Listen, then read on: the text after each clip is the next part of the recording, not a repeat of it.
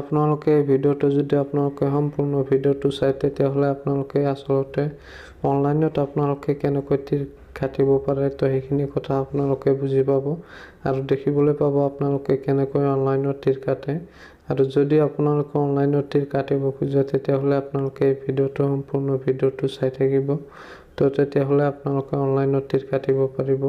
তো এতিয়া আমি গুগলত সাৰ্চ কৰিম onlinetircounter.com। অলপ লোডিং হোৱাৰ পিছত আপোনালোকে চাই আছে এনেকৈ এটা ইণ্টাৰফেচ আহিব আপোনালোকৰ সন্মুখত। আপোনালোকে একেবাৰে ওপৰত যে আছে onlinetircounter.com তো আপোনালোকে তাতে ক্লিক কৰিব। ক্লিক কৰাৰ পিছত আপোনালোকে চাব এনেকৈ এটা ইণ্টাৰফেচ আহিব। এইটো হৈছে onlinetircounter.com। ইয়াৰ পৰা আপোনালোকে অনলাইনত তীৰ কাটিব পাৰিব। তো আপোনালোকে কেনেকৈ অনলাইনত তীৰটো কাটিব আৰু অৰ্ডাৰবোৰ আপোনালোকে কেনেকৈ কৰিব তো সেইটো আপোনালোকক দেখাই দিম। তো আপোনালোকে ভিডিঅ'টো স্কিপ নকৰাকৈ চাই থাকক। তেতিয়া যদি আমি ইয়াৰ পৰা অৰ্ডাৰ কৰিব খোজো নম্বৰবোৰ তেতিয়া আমি শ্বপ নাওত ক্লিক কৰিম। তাৰ পিছত আমি এনেকৈ এটা ইণ্টাৰফেচ দেখিবলৈ পাম। তো ইয়াতে 9 এণ্ডিঙৰ পৰা আপোনালোকে চাই আছে ইয়াতে 9 এণ্ডিং আছে 8 এণ্ডিং আছে। তো আপোনালোকে ইয়াতে গোটেইকেইটা এণ্ডিঙে পাব 9ৰ পৰা 0 লৈকে। তো আপোনালোকে যদি এণ্ডিং কেইটা চাব খোজে তেতিয়াহ'লে আপোনালোকে স্ক্ৰল কৰি নিচফালে যাব।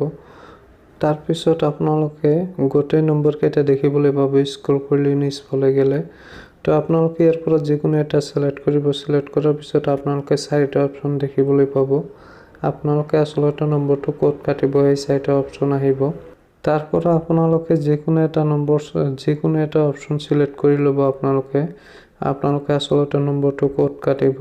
তো যিকোনো এটা সিলেক্ট কৰি লোৱাৰ পিছত আপোনালোকে ইয়াতটো সাৰ্চ কৰিব। এডটো সাৰ্চ কৰাৰ পিছত আপোনালোকে চাব ওপৰত ৰাইট সাইডত আপোনালোকে এটা চাব তাতে আপোনালোকে ক্লিক কৰি আপোনালোকে এনেকৈ এটা ইণ্টাৰফেচ দেখিবলৈ পাব। মানে ইয়াতে আপোনালোকে অৰ্ডাৰবোৰ আপোনালোকে প্লিজ অৰ্ডাৰত তেতিয়া ক্লিক কৰিব লাগিব তেতিয়াহ'লেহে আপোনাৰ অৰ্ডাৰটো হ'ব। তেতিয়া আমি প্লিজ অৰ্ডাৰত ক্লিক কৰিম। তাৰ পিছত আমি ইয়াৰ পৰা আমি পে কৰিব লাগিব। তো আপোনালোকে চাই আছে অৰ্ডাৰটো সাকসেসফুল হৈ গৈছে। হৈ যোৱাৰ পিছত এতিয়া আমি অৰ্ডাৰটো পে কৰিম কেনেকৈ। তো এতিয়া আমাৰ হোৱাটছআপত এটা SMS আহিব। তো আপোনালোকে আপোনাৰ হোৱাটছআপ নম্বৰটো দি কনফাৰ্ম কৰি ল'ব। তো সেই আপোনালোকে হোৱাটছআপৰ SMSত যাই আপোনালোকে পেমেণ্টটো দিব পাৰিব। তো বলক এতিয়া হোৱাটছআপত। তো আমাৰ হোৱাটছআপত এনেকৈ এটা লিংক আহিছে।